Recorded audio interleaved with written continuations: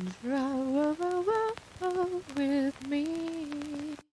Сегодня я хочу разговаривать с вами на тему арт-блока. Или еще это можно назвать потерей вдохновения, усталостью от творческой работы и так далее. Но это, наверное, относится не только к конкретно художникам, но и ко всем людям, которые работают так или иначе в творческой профессии. Мы очень много генерируем идей, мы очень много идей отбрасываем, выбираем что-то одно, потом это дорабатываем и так далее. И на это затрачивается много сил, много энергии. И из-за того, что мы постоянно находимся в этом творческом поиске, так или иначе наступает момент, когда мы иссякаем.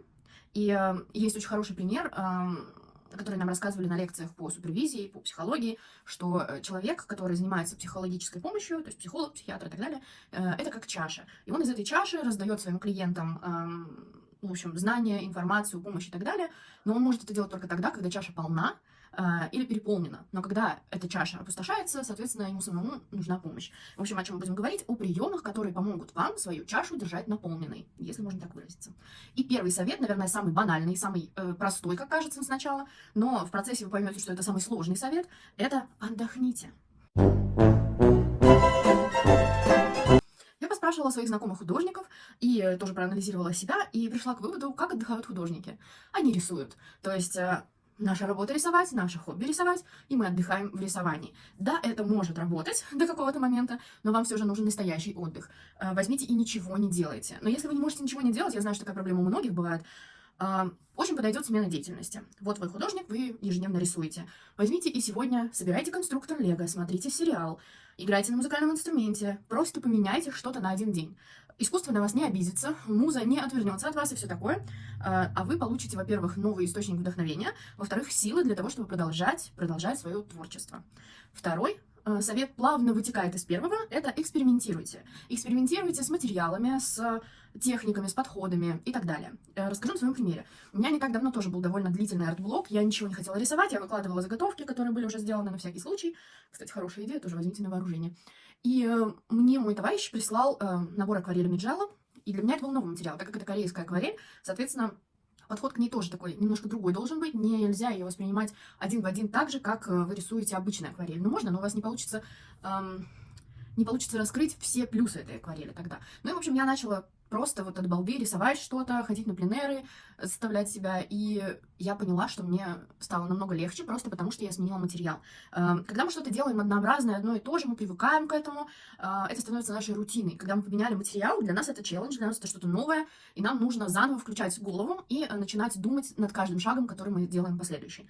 И это нам позволяет больше включаться в процесс и помогает вернуться в нужное русло, соответственно. Поэтому экспериментируйте с новыми техниками. Если вы рисуете, допустим, морские пейзажи, возьмите, нарисуйте персонажа какого-то, или просто рисуйте абстракцию. Если вы, наоборот, рисуете абстракцию, возьмите и нарисуйте что-нибудь совершенно реалистично, четкое, может быть, даже какой-то чертеж предмета. Короче, вы понимаете, о чем я говорю. Третий совет – это смена обстановки, в которой вы рисуете. Это тоже очень важно. Это даже относится не только к художникам, не только к арт-блоку, это относится ко всем видам деятельности. Если вы изо дня в день что-то делаете в одном и том же офисе, за одним и тем же столом, это приедается и надоедает, как бы вы не любили то, что вы делаете. Поэтому периодически, если у вас есть такая возможность, меняйте место, где вы рисуете. Если сегодня вы рисовали за столом или уже год рисуете за столом, попробуйте порисовать за другим столом, попробуйте порисовать в кофейне, попробуйте порисовать в библиотеке, в универе, на остановке, на пленэре, неважно. И это не обязательно должен быть прям полноценный рисунок. Тут больше важен процесс, нежели результат. И я думаю, что это тоже может помочь. Если вам интересно, кстати, видео по поводу того, как набраться смелости и выходить на пленэры, то напишите в комментариях, я тоже для вас его сниму.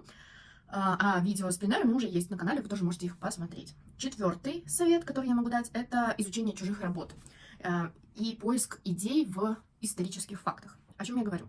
Возьмите и начните смотреть старые картины старых мастеров, но не просто скроллить и просматривать их, а откройте какую-то картину. Это не обязательно может быть даже, кстати, классика, это может быть какой-то комикс, это может быть какой-то арт из Инстаграма или откуда угодно. В общем, это любой кусочек искусства, который вы берете, и проанализируйте его. Попытайтесь разбить этот кусочек искусства на процесс, на шаги, которые делал автор. Как вы думаете, как он дошел до этой идеи, какие материалы он использовал, в каком порядке он это создавал, что сначала он делал от светлого к темному, какие тени, какие блики, был ли лайн или не было лайн, какая цветовая гамма и так далее, и так далее, и так далее. И в дальнейшем постарайтесь создать, если вам эта работа понравилась, что-то в похожем стиле. Есть даже такой челлендж нарисовать в своем стиле или же нарисовать в чужом стиле. Там такая табличка, где, допустим, 5 вариантов, там в стиле Симпсонов рисовки, в стиле Диснея и так далее, и так далее. Вы можете эти стили сами выбирать. Но основная идея состоит в том, чтобы попробовать что-то новое и необычное для себя. Мы, конечно же, не говорим о том, что нужно нарушать авторские права или красть чей-то стиль или его элементы. Нет. Не обязательно же это выкладывать. Вы для себя должны возобновить этот процесс рисования просто. Об этом мы говорим сейчас.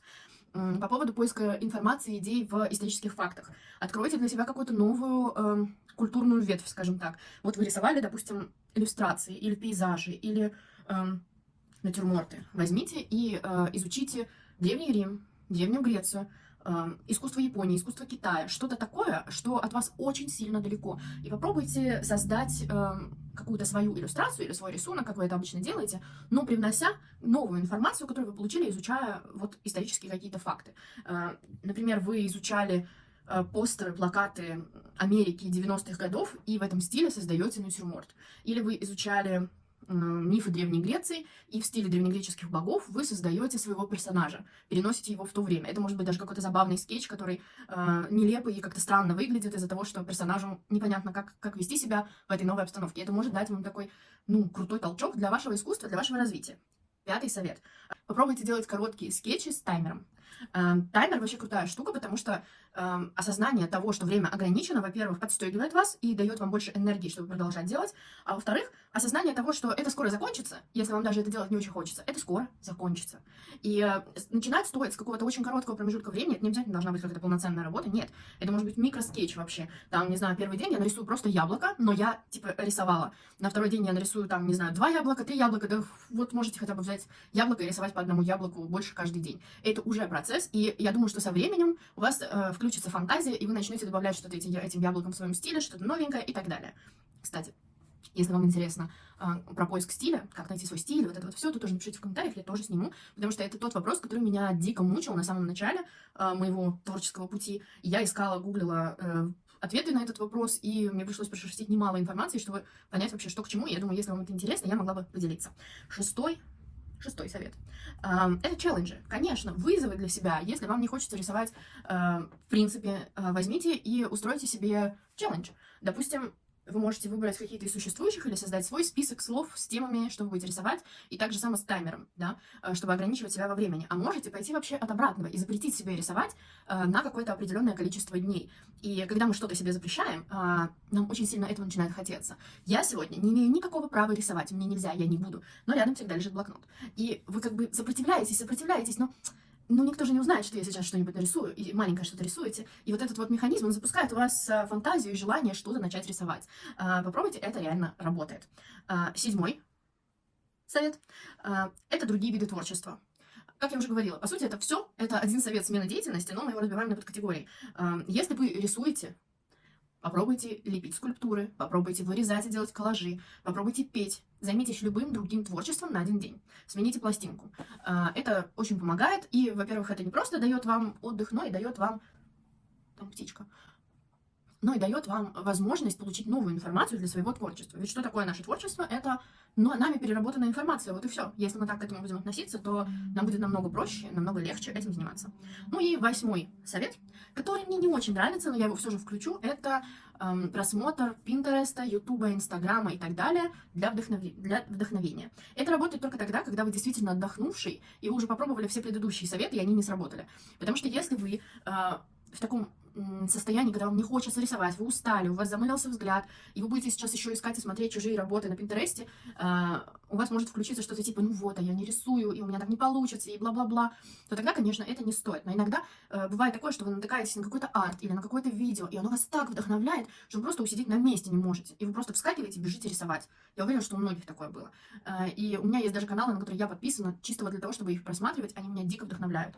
И вот такие вот 8 советов я придумала. Еще 2 я не придумала, чтобы было топ-10 советов, но не хотелось вас грузить какой-то лишней информацией, выдуманной просто ради того, чтобы было круглое число. Всем спасибо за просмотр. Я надеюсь, что это видео было для вас полезным. Если это так, пожалуйста, сделайте все, что там надо сделать. Вы знаете, я не буду вас грузить этим. И до новых встреч на канале. Я пошла снимать для вас новое видео. Всем пока!